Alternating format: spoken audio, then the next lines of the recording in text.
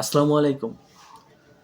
মধ্যপ্রাচ্যের এই সংঘাতকে নিয়ে এখন পুরো বিশ্ব একটা ক্ষতিগ্রস্ত এবং তাদের যে চলাচলে বিঘ্ন এটা কিন্তু সুস্পষ্ট। এখন আপনারা মানেন আর না মানেন, এখানে মধ্যস্থতাকারী হিসেবে অনেকেই কাজ করছে, কিন্তু কোনোটাই সঠিকভাবে কাজ করছে না। এবং ইরানের পাক্ষিক একটা দাবি যে তাদের দমিয়ে রাখতে যুক্তরাষ্ট্র যে পরিকল্পনা সাজিয়েছে এবং পরিকল্পনা করে আসছে, ইউরেনিয়াম সমৃদ্ধ বলেন, আবার পারমাণবিক যে স্থাপনাগুলো উন্নতিকরণ, আর ইসলির যে গোয়েন্দা মোসাদের একটা তৎপরতা, এখানে কিন্তু ইরান বর্তমানে বিগড়ে বসেছে। এবং তাদের একটা অন্যতম হাতিয়ার হিসেবে কাজ করছে এখন হরমুজ প্রণালী। এই হরমুজ প্রণালীকে ঘিরে সারা বিশ্বের যে তেলের হাহাকার, সেখানে কিন্তু সকলেই জর্জরিত এবং এখানে ওতপ্রোতভাবে সকলেই কিন্তু জড়িয়ে আছে।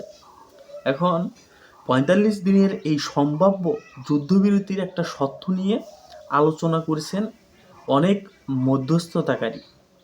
এখানে রয়টার্সের অ্যাক্সিওর এক খবরে এসেছে যে যার মধ্যপ্রাচ্যের এই ১ মাসের বেশি সময় ধরে যুদ্ধের যে একটা স্থায়ী সমাধান খোঁজা হয়েছে, একটি চুক্তির শর্ত নিয়ে মধ্যস্থতাকারীরা ২ পর্ব বিশিষ্ট একটা আলোচনায় আসতে সম্মত হয়েছেন।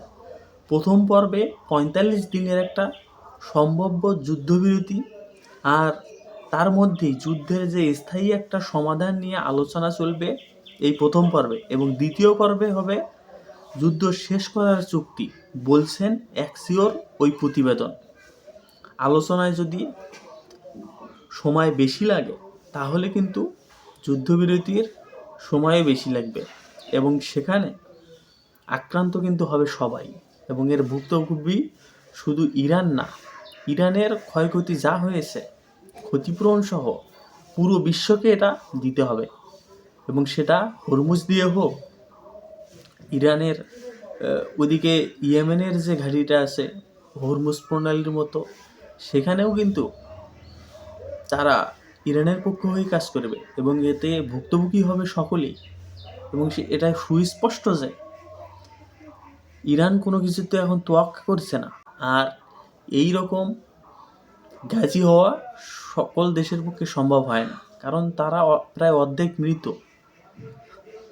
তাদের যে শেষ আশ্রয়টুকু ছিল, তাদের যে নেতৃত্বগুলো ছিল, যেগুলোকে নিঃশেষ করে দেওয়া হয়েছে গোয়েন্দা মোসাদের মাধ্যমে, ইরানের কিন্তু এটা পাল্টা জবাব এবং স্থায়ী একটা সমাধান নিয়েই যুদ্ধবিরতিতে সম্মত হবে।